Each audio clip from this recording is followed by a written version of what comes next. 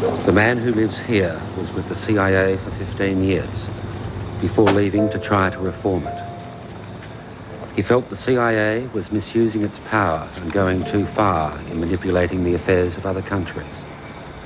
He tried through Congress and the Senate to bring about change and then wrote a book, which the CIA tried to stop. Victor Marcetti was the special assistant to the director of the CIA and was one of the men behind the Pine Gap Agreement. We had already developed electronic satellites for picking up all kinds of radio signals and other emissions.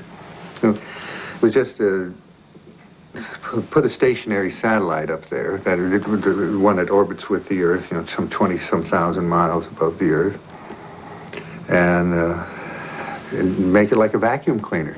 Just suck up every conceivable thing that you, from microwave, or anything that, on any frequency that may be of value, just suck it up and then send it down with a pencil beam into a down station, such as the place at Pine Gap, and then process it and see what you can learn. So Australia just happened to be there. Australia is a secure environment because we're allies with the Australians and very close on military and intelligence matters of mutual concern. So that would be a good down station. And of course, the satellite, which was actually over Borneo, the original one, would be that would be well in range of eastern Siberia and northern China.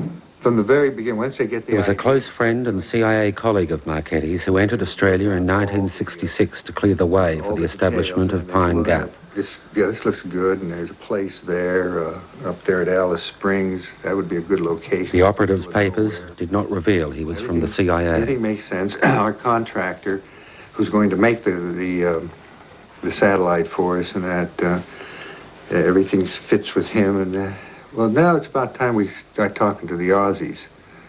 So it would start at the intelligence working level. The people working on this would begin to discuss it with their opposite number in Australia. Did the Aussies, as you called them, know what was going on at that time? Oh, sure. Of course. I told you. I explained to you, as the project would begin to develop, the Australians would be brought into it.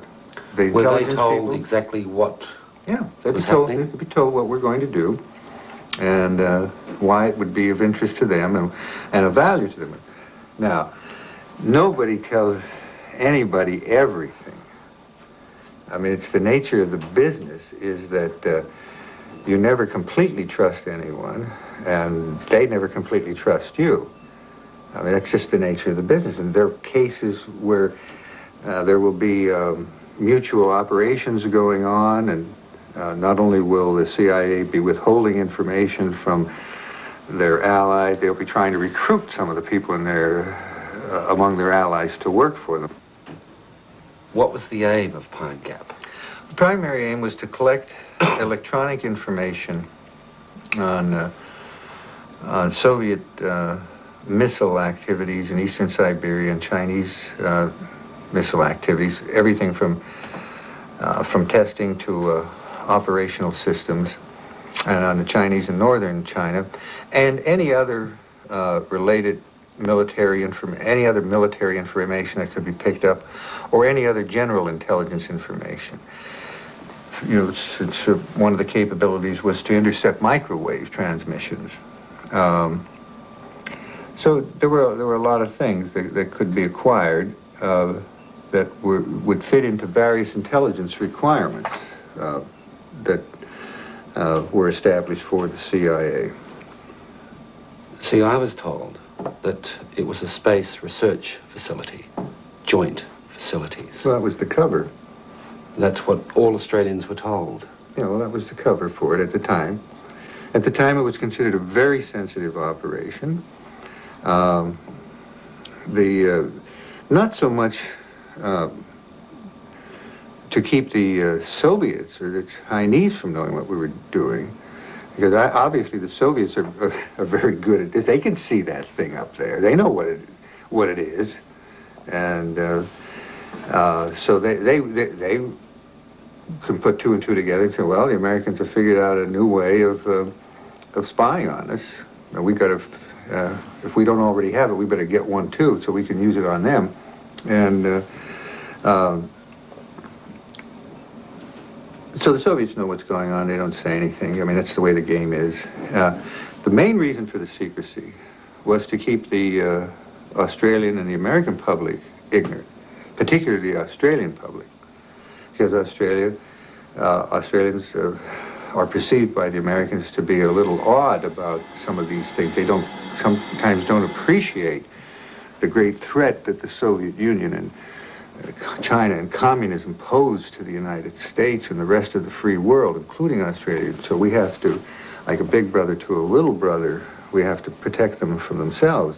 What the Australian public doesn't know won't hurt them. I mean, there are very few things that are really so sensitive that you have to keep them secret from your own people. So by nobody knowing what's going on in Australia, and of course we're not going to say anything. So it was a conspiracy to allow unhindered the gathering of intelligence and military secrets on Australian soil. So just put up a cover story and say it's a space project of some sort. Everybody knows that Australia was involved in our manned orbiting of the Earth and the moon launches and all that, and the whole NASA thing. It's a good, has a very good position, geographically speaking, for this. You were telling a lie. Well, yes, that's what cover is.